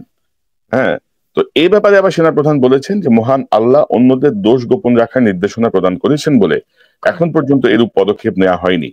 তবে বিষয়টি সহ্যের সীমা অতিক্রম করলে এরূপ ব্যবস্থা গ্রহণ করা যেতে পারে বলে তিনি উল্লেখ করেন। অর্থাৎ আপনি দেখেন যে 15 বছরে হাসিনা কিন্তু ওই যে এর দাদা জামাত করত, এর দাদা মুসলিম লীগ করত, এর বাপ বিএনপি করে, এর চাচা শ্বশুর বিএনপি নেতা, এইভাবে অফিসার সৈনিক অনেকেই নানাভাবে শাস্তি দিয়েছে।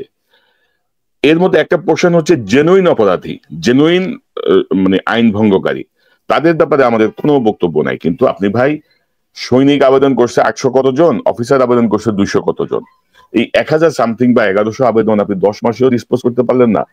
10 মাসেও আপনি বলতে পারলেন না যে 50 জনকে আমি প্রমোশন দিব, এই 50 জনকে আমি বরখাস্ত থেকে অবসর দিব, তারা পেনশন পাবে, আর এই 200 জন কিছুই পাবে না, শেষ, বাইরে বাকিরা কিছু পাবে না।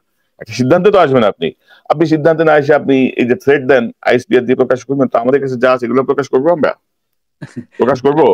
শোনেন, মানে এটা কিন্তু জেনারেল ওয়াকারেরই গেম। উনি যেখানে উচিত ছিল হচ্ছে গত 16 বছরে যারা ডেপ্রাইভ, তাই না, উনি আন্ডারহ্যান্ড পাস করে দিচ্ছেন এখন পর্যন্ত। মনে করেন 20 বছর আগে 25 বছর আগে অফিসারের চাকরি গেছে, হ্যাঁ, মানে চুরির চাকরি গেছে সেও অ্যাপ্লিকেশন করছে। সেটা আমরা জানি, হ্যাঁ আমরা এটা জানি করছে হচ্ছে কি জন্য জানেন, এটাকে ভেজাল লাগানোর জন্য। এবং এইটার সাথে আমিও ছিলাম, জাস্টিস ফর কমরেডস একটা গ্রুপ ছিল, সবাই অ্যাপ্লিকেশন যখন করতেছে, আমার যখন অ্যাপ্লিকেশন করতে বললো আমি বললাম যে না আমি ডেপ্রাইভ মনে করি না নিজেকে।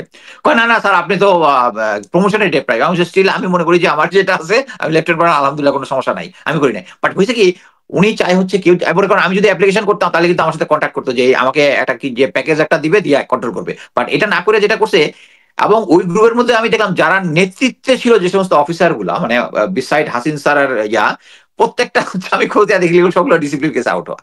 এটার সাথে কোনো সরকারের মানে আওয়ামী লীগ সরকারের নাই। কিছু কিছু আছে জাস্ট নৈতিক স্খলনের জন্য গেছে। এই পার্টিটাকেই বানাইছে নেতা, এবং এই পার্টি দিয়ে কিন্তু শেষ পর্যন্ত মাঝখানে একবার ইয়াতে যে জাহাঙ্গীর গেট অবরোধ করার চেষ্টা করছিল, এখানে কিন্তু সবাই যায় নাই। পরবর্তীতে প্রেস ক্লাবে যেটা হচ্ছে ওটা দেখানোর চেষ্টা করছে, এটা হচ্ছে ভেজাল লাগানোর চেষ্টা করছে এখানে। আপনি দেখেন অরিজিনালি দেখেন, একমাত্র আজমি ছাড়া এখন পর্যন্ত কাউকেও কোনো কিছু ইয়াদে নাই। আপনার মনে আছে ব্রিগেডিয়ার বাড়ির কথা মনে আছে, আপনার সত্যিই তো আসছিল। আপনি জানেন যে স্যারকে যে বরখাস্ত করা হয়েছে এটা আপনি জানেন? জানি। উনি আসছে, দেশে আসছে, আইসা উনার মতো সিনিয়র একজন লোক, এবং আমি আপনাকে গ্যারান্টি দিয়ে বলতে পারি আমি উনার আপনার সাথে যে ইয়াটা হয়েছিল মনোযোগ দিয়ে পড়েছি, আমি উনার অনেক কিছুর সাথে একমত না। বাট এইটাতে আমি একমত যে উনি একজন দুর্নীতিবাজ লোক না। উনি এখনো মানে খুব হাম্বল জীবন যাপন করে আমেরিকাতে। উনি এসে অ্যাপ্লিকেশন করলো, উনাকে আর্মির নিয়ম অনুযায়ী তারা কাস্টাডিতে রেখে তারা চেক করে দিল, জেনারেল ওয়াকার চেক করে দিচ্ছে তাকে।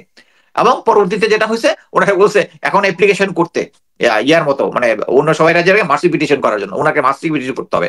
এবং সেম জিনিসটা হচ্ছে যারা যারা এই অ্যাপ্লিকেশন করছিল সবাইকে দিয়ে মার্সি পিটিশন করাবে, তারপরে সে এই জিনিসটা দেখবে। মানে এটা হচ্ছে he was dealing with the wrong thing সবকিছুতে। এবং এটাতে দেখেন সেম জিনিসে সিভিলিয়ান যারা আছে, সিভিলিয়ান তারা নাকি 3-4টা করে প্রমোশনও পাই গেছে, চাকরি ব্যাক করছে। আমার বন্ধু পুলিশের জিল্লুর সেখানে কমান্ডেন্ট ট্রেনিং স্কুল, হ্যাঁ, যে টকশোতে কথাবার্তা বলতো, তারা চাকরি পাই গেছে। আর আমাদের মিলিটারি লোকজন, আমি অ্যাপ্লিকেশন করি কিন্তু যারা আছে যারা জেনুইন কেসেস, আপনি নিজে অনেকে এর মধ্যে ইন্টারভিউ করেছেন।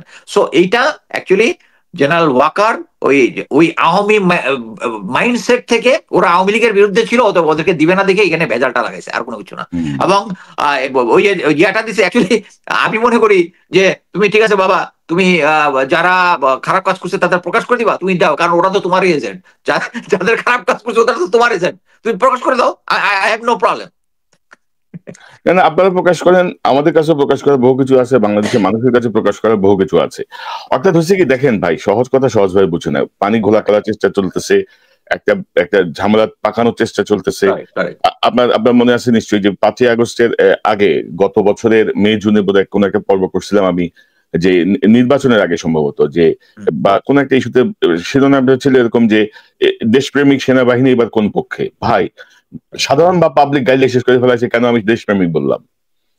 5ই আগস্টের পরে এই ধারাটা চেঞ্জ হয়েছিল, কিন্তু সেনাবাহিনীকে হাসিনা যে পর্যায়ে নামাইছে, যতটুকু ধ্বংস করছে বা অপমানিত করছে, সেখান থেকে কিন্তু উত্তোলন হচ্ছিল, আবার কিন্তু আবার আওলাইতেছে কিন্তু মানে এটার কারণটাই হচ্ছে যে সামনে যদি জুলাইয়ের ঘোষণাপত্রটা আসে তাহলে সংবিধান রহিত হয়ে যাবে। সংবিধান রহিত হলে চুপ্পু আর জরুরি অবস্থা ঘোষণা করতে পারবে না।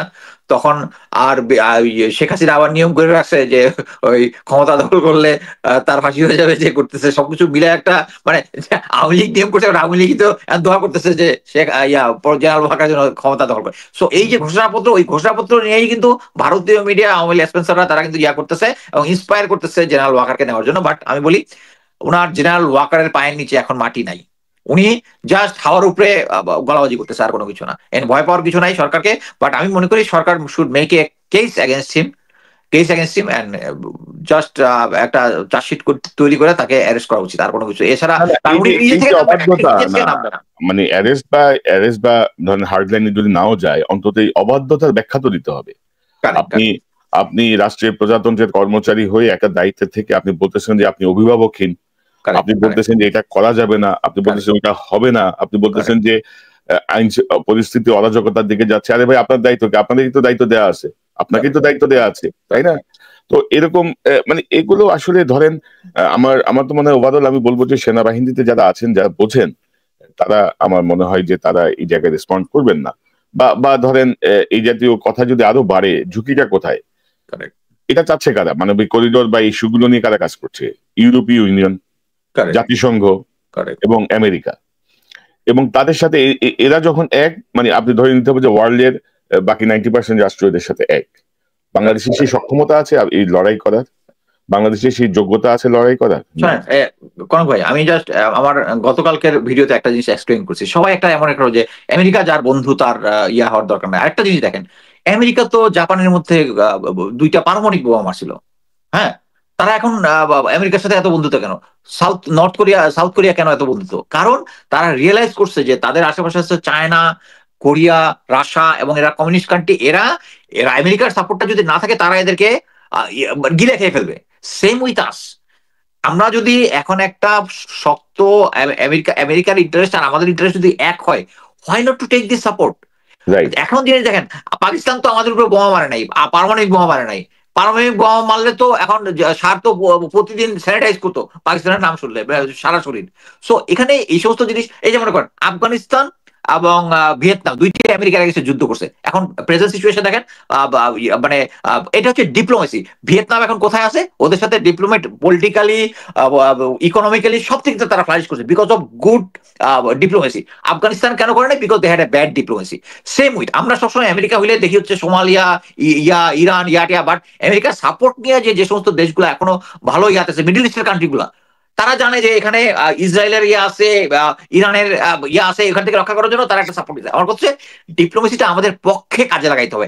এইটাই, এই স্মার্টনেসটা প্রফেসর ইউনূসের আছে। এবং আমি যেটা মনে করি যে অনেকে বলে যে করিডোর দেওয়া হয়েছে একটা খ্রিস্টান রাষ্ট্র তৈরি করবে। আরে আমরা সবাই জানি খ্রিস্টান অধ্যুষিত এলাকা কোনটা? 7 সিস্টারের মধ্যে। ওখানে যদি আমেরিকা গিয়া কিছু একটা করতে চায়, কিছু, আমি তো দূর থেকে তালি বাজাবো। আমার তো এটা নিয়ে কনসার্ন না। বাট এটা নিয়ে আমরা দেখবো হচ্ছে আমাদের সবচেয়ে বেস্ট সার্ভ করবে।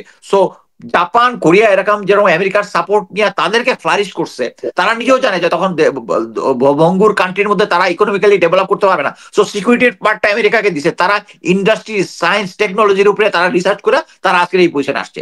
সো আমাদের উচিত যে এই জিনিসটা, আমেরিকার যে সাপোর্ট যেটা, এটা আমাদের পক্ষে একটা ভালো ডিপ্লোমেসির মধ্যে, আমাদের পলিটিক্যাল, মানে মানে আমি যেটা বলতেছি, পলিটিক্যাল গভর্নমেন্ট থাকলে কি হবে, যে আমি যেটা জানি যে মনে করেন যে ভারতের সাথে একটা চুক্তি সাইন করবে, যে লোকটা আমাদের পক্ষে চুক্তি সাইন করবে তারে কিনে ফেলবে। বাট আমি এটা গ্যারান্টি দিতে পারি যে আমেরিকানরাও তাই করে। তাদের একটা বিজনেস আনার জন্য দেখা যায় এগুলো একটু ম্যানেজ করলেই হয়।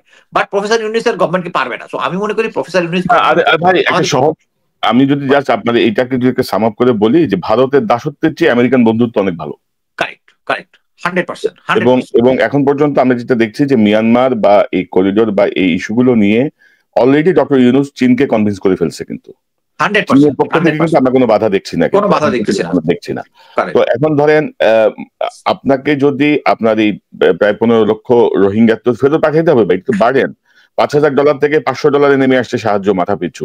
সামনে যদি বন্ধ হয়ে যায়, বাংলাদেশ 15 লক্ষ রোহিঙ্গাকে কিভাবে মেনটেন করবে? না, এটা তো শুধু ইকোনমি না, এটার সাথে আইন শৃঙ্খলা বাহিনী সবকিছু ইয়া হয়ে যাবে পুরো। আজকে একটা জিনিস বললো যে খলিল ভাই বললো যে এই যে রোহিঙ্গা গণগোষ্ঠী আছে, এটা কি বায়োমেট্রিক করা হয়েছে প্রত্যেকের, এবং এটার সাথে আমাদের ডাটা, আমাদের দেশের বায়োমেট্রিক ডাটা, এটার সাথে কোনো ম্যাচ করা হয়নি। ম্যাচ করলে কিন্তু আমরা বুঝতাম কত পার্সেন্ট আমাদের বাংলাদেশের পাসপোর্ট নিচে ইয়া করছে। এটা আওয়ামী লীগ সরকার কখনোই করে নাই। বাট এটা কিন্তু খলিল সাহেব বললো যে তারা করা শুরু করছে। না, ওইটাই। এখন ধরেন এই যে আমি যেটা বলছিলাম যে ধরেন আমাদের আসলে এই মুহূর্তে ঠান্ডা মাথায় সিদ্ধান্ত নিতে হবে, এবং কোন সিদ্ধান্তের আগে কেন পররাষ্ট্র উপদেষ্টা তৌহিদ হোসেন বলে দিল যে সরকারের নীতিগতভাবে সিদ্ধান্ত, আমার মনে হয় যে সেই বিষয়টাও তদন্ত করে দেখা উচিত। এইসব মানে কি বলবো, 111-এর তৌহিদ হোসেন এখনো বসে আছে, সে ভারতের লোক, সবাই জানে। আমি ফরেন সার্ভিসের কিছু অফিসারের সাথে কথাবার্তা বলছি আর কি, এরা কেউ উনারে পছন্দ করে না। উনি নিজেরটা ছাড়া কিছু বুঝে না। উনারে জাস্ট মানে লেখাপড়ায় ভালো হইলে তো সবকিছু হয় না। But at the same time এর অপোজিটে খলিলুর রহমানের রেপুটেশন ইজ ভেরি গুড। সবাই তারা ইয়া করে যে he is a leader, team leader, মানে he goes with the team. But এইটা একটা ব্যাড ডিসিশন হয়েছে আর কি। এই যে লেফটেন্যান্ট জেনারেল হাফিজকে দিছিল যে defence adviser, it was a bad choice. এবং এটা দিছে কি জন্য? জেনারেল ওয়াকারের রিকমেন্ডেশন হয়েছে। এখন জেনারেল ওয়াকার ওই হাফিজ স্যারের পাতাই দেয় না। ফোন দিলে নাকি ফোন রাখা দেয়, না কথা না শুই না। তবে আসলে এই বিষয়গুলো একটা সমাধান দরকার। কারণ ধরেন যে আমরা তো ধরেন প্রতি 5 বছর 10 বছর পর পর এই পুনরাবৃত্তি চাইবো না। রাস্তায় নামতে হবে, আন্দোলন করতে হবে, মিছিল মিটিং, গণতন্ত্র, সুশাসন, অধিকার। তো ধরেন ইউনূস সাহেবের পারফরমেন্স যাই আছে, ওনার সাথের লোকজনের পারফরমেন্স এই দুই একজন ছাড়া এগুলা সব ট্র্যাশ মাল ইতিমধ্যে প্রমাণিত হয়েছে, কিছুই হয় নাই। আমাদের মূল যে জায়গাগুলো ছিল স্বরাষ্ট্র, বিচার, পুলিশ, বিচার বিভাগ, এগুলো আসিফ নজরুল আর জেনারেল জাহাঙ্গীর শেষ করে দিছে ভাই, একেবারে শেষ করে দিছে।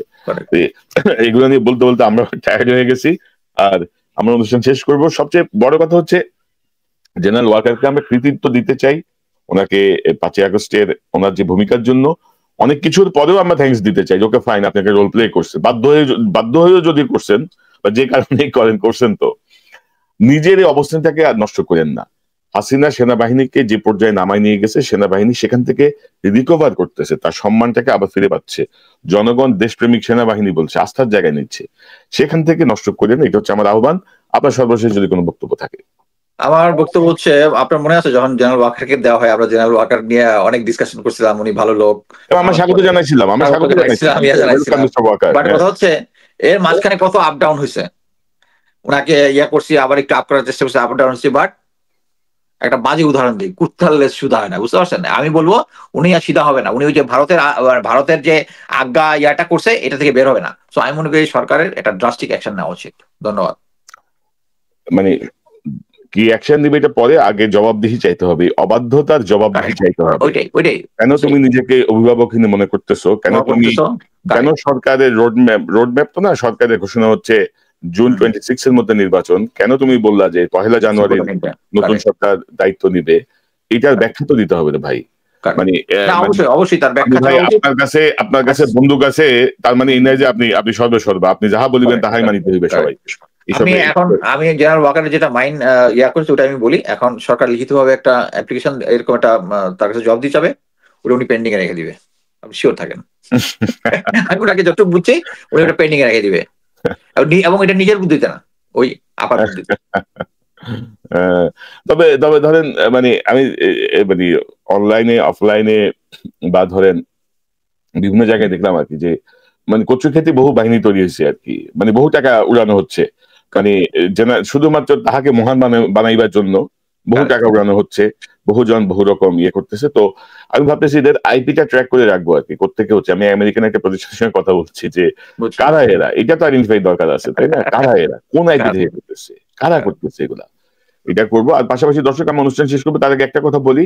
আমি গতকাল একটি ইন্টারভিউ প্রচার করেছিলাম নৌবাহিনীর একজন কর্মকর্তার, লেফটেন্যান্ট ইন্তিসার ইনজামাম, তাকে বরখাস্ত করা হয়েছে, যিনি 5ই আগস্ট যার বক্তব্য আসলে মানুষের মধ্যে ব্যাপক আলোড়ন তৈরি করেছিল, ইউনিফর্ম পরে তিনি সবাইকে আহ্বান করেছিলেন, তাকে বরখাস্ত করা হয়েছে।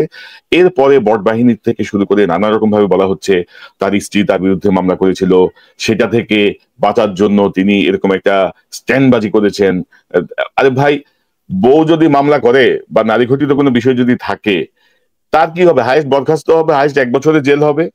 তো ইউনিফর্ম পরে হাসিনার বিরুদ্ধে সৈনিকদেরকে যুদ্ধে নামার আহ্বান, তো তাদের তো হাসিনা না পড়লে তো 7 দিন পরে তার ফাঁসি দিত, যে রাষ্ট্রদ্রোহের মামলায় বাঁচানোর জন্য এই স্ট্যান্ডবাজি করবে, যে স্ট্যান্ডবাজি তাকে ফাঁসির দড়ির দিকে নিয়ে যাবে। তো আমি এটা নিয়ে আজকের এই ঘটনাটা না ঘটলে আজকে কথা বলতাম। আমাদের কাছে বিস্তারিত তথ্য আছে, নৌবাহিনী প্রধানেরও আছে, নৌবাহিনীর ওই যে ডিরেক্টর ইন্টেলিজেন্স এই মালেরও বহু কিছু আছে। আমরা এগুলো নিয়ে আসবো, তার বিরুদ্ধে কি অভিযোগ, এগুলো নিয়ে আমি আশা করি আজকে আপনাকে অনলাইনে একটা ক্লু দেই, ওটা নিয়ে ইনভেস্টিগেট করতে পারবেন। জি, নেভাল চিফ আমার ক্যালকুলেজের বড় ভাই, উনি শেখ হাসিনাকে মানি লন্ডারিং করতে, মালদ্বীপে মানি লন্ডারিং করতে সাহায্য করেছেন। এরকম কি তথ্য আছে আমার কাছে? হ্যাঁ, এত সৎ শাস্তে যায় না, এত মহান শাস্তে যায় না, কত বড় মহান এগুলো আমরা জানি। কর্নেল মোস্তাফিজ, আপনাকে অসংখ্য ধন্যবাদ। Thank you. দর্শক, এতক্ষণ আলোচনা শুনলেন জেনারেল ওয়াকারের অফিসার্স অ্যাড্রেস। আমরা একটু সংক্ষিপ্ত আলোচনা করলাম, হয়তো কিছু প্রসঙ্গ বাদ পড়েছে, আমরা এগুলো আরো কনক্লুসিভ আলোচনার চেষ্টা করবো, ইনক্লুসিভ আলোচনার চেষ্টা করবো। তবে আওয়ামী লীগকে নিয়ে কোনো ইনক্লুসিভ নির্বাচন বাংলাদেশে হবে না, যেটি জেনারেল ওয়াকার ভাবছেন। রিফাইন্ড আওয়ামী লীগও আসবে না, যেটি তিনি আকারে ইঙ্গিতে করতে চাচ্ছেন। তবে ডক্টর ইউনূসকে বলবো, এই যে অবাধ্য আচরণ যে করছেন প্রজাতন্ত্রের একজন কর্মচারী, সেই ব্যাপারে